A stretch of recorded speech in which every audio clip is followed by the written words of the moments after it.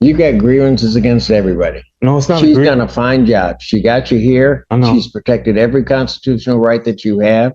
You ought to be thanking her rather than criticizing or saying she didn't do something.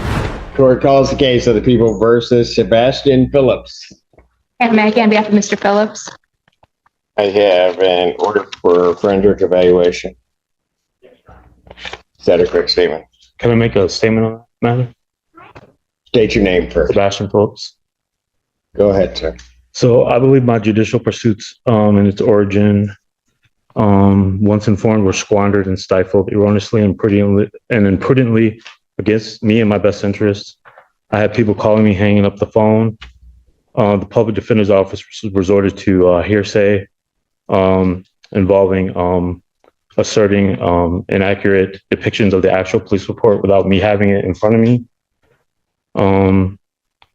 Let's see. What do you mean by that? Well, they didn't. When I was trying to get arraigned, she didn't make sure that I had the information in front of me to refer to make sure that the information was correct and accurate. I believe that is a form of abuse of discretion. She wouldn't have had the police report. That's not the way the process works. Well, she cited your arraignment. It's very unlikely they would have had the police report. Oh, okay. Well, I wasn't sure because she cited. I know. That's why I'm correcting you. Oh, okay. Go ahead. Well, what's your next point? Well, I'm just saying she cited information based off the police report. That's all I'm saying. She cited information based upon what she may have known, but she may not have had that physical report. I know, that's fine, but all I'm saying is it affected my ability to properly assess which direction I wanted to go personally for the matter. What do you mean? Because she said it was on Park Street. I looked up Park Street. It wasn't even. So what does that mean? Why did that affect your ability to do anything? It's misdirection. Because after the arraignment, this date would have been set. I'm just saying it's a form of misdirection when you tell someone that a crime occurred at one point when it didn't actually occur. Once I found out that. And so what prejudice has occurred to you? I just believe it's abuse of discretion. And abuse of what discretion? To steer outcomes in their best interest. To steer whose outcomes? The fate of my judicial charge in their best interest. In whose best interest? Theirs, not mine. Theirs being whom? Public defender's office. The public defenders, guess what? You and them are on the same side. I'm not saying that. So if it's steering it in that direction, you I'm win. Just saying human error. Okay, they're human beings. That happens. Yeah, but. Okay, so what? All I'm saying is. Okay. What is your next point? Okay, so CMH workers were not informed. I had to inform the CMH workers. I'm a client of CMH. Yes, sir. And I do receive, and I do believe that, they're trying to oust and discriminate minorities who are affiliated with Section 8 and CMH. Who's trying to do that? My worker, Steve. Oh, at CMH? Yes. I don't have anything to do with CMH. I know, but I wanted to know if I would lose my Section 8 and my Social Security if I was ever charged with a crime. I haven't been charged with a crime. I don't. I was 47. I can't answer 18. that. I think typically, depending on the nature of the crime, because I do a lot of the work, you're not going to lose Section 8. Okay. You may have some issues with Section 8. Yeah. And I'm just telling you that based on my experience. Your individual case may be different where they may decide to take your Section 8. Yeah. So don't go saying Judge Simpson said this wasn't going to happen and violated some right. I'm just trying to instruct you that can happen, but it's rare. Yeah, all I'm saying is that that information is pertinent to my choice of plea. So I'm saying if I knew I was gonna lose my Social Security or lose my Section 8, that would give me the decision to make, which would be in my best interest. And finally, I wanted to say that my Dr. Bright, who's my doctor, she stated that she was ordered to kill me, and I filled out a form with the Laura, Licensing and Regulatory Affairs. I have a copy of the order.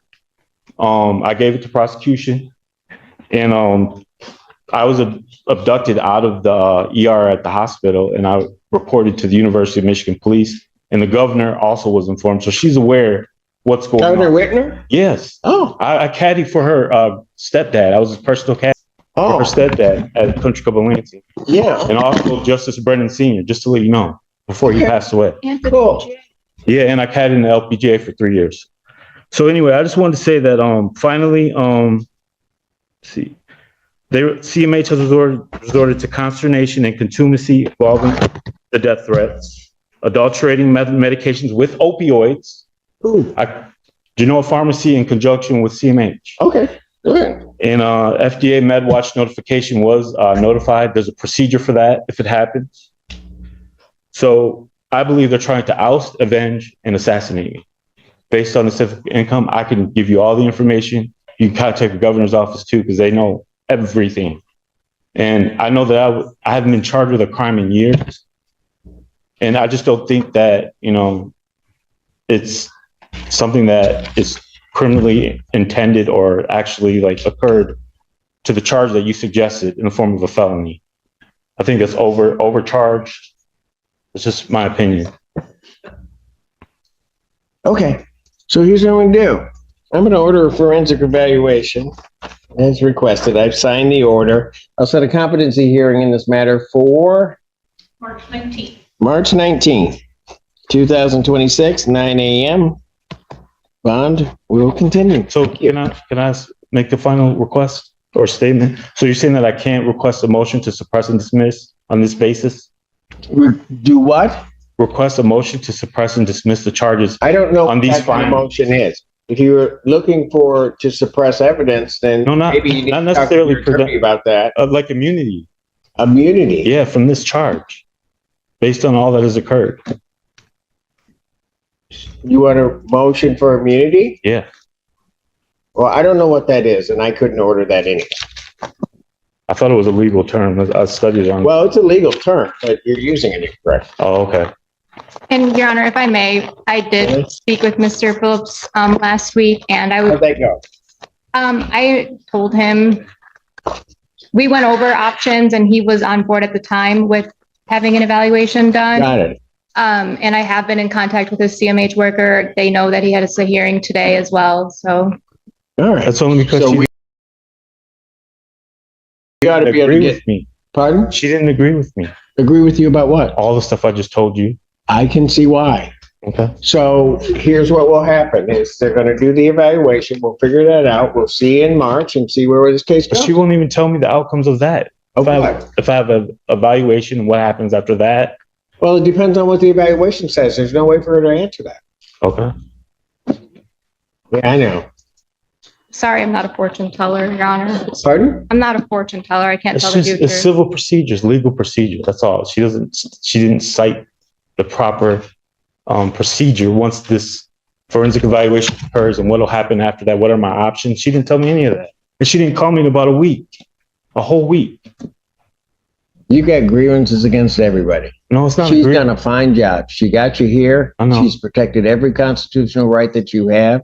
You ought to be thanking her rather than I appreciate it. rather than criticizing or saying she didn't do something. I didn't mean The to very criticize. fact you're standing here and like your liberty has not been taken and you've been allowed to say anything, you need to thank that young lady I standing next appreciate to you. you. Thank you. Thank you. Bond will continue. What you just witnessed in this courtroom is not chaos. It's a controlled collision between perception and procedure. And at the center of it all stands the judge doing the quiet, unglamorous work that never goes viral on its own, but absolutely should. Separating grievance from relevance, suspicion from evidence, and emotion from law. From the very beginning, the defendant arrives carrying a long list of complaints, not just against one person, but against everyone. The public defender, the system, social services, medical professionals, government agencies, even the governor. Every institution, every authority figure, every structure meant to support him is framed not as assistance, but as opposition. And that framing matters because the court does not exist to validate narratives. It exists to apply process. The judge recognizes something critical almost immediately. This is not a hearing about guilt or innocence. This is not even a hearing about motions. This is a hearing about capacity, about whether the defendant can meaningfully participate in his own defense. And that realization changes everything. Notice how the judge never raises his voice, never mocks, never dismisses outright. Instead, he asks one question repeatedly in different forms. What is the legal prejudice? What harm in the eyes of the law has actually occurred? Not what feels unfair, not what seems suspicious, but what has legally affected the defendant's rights?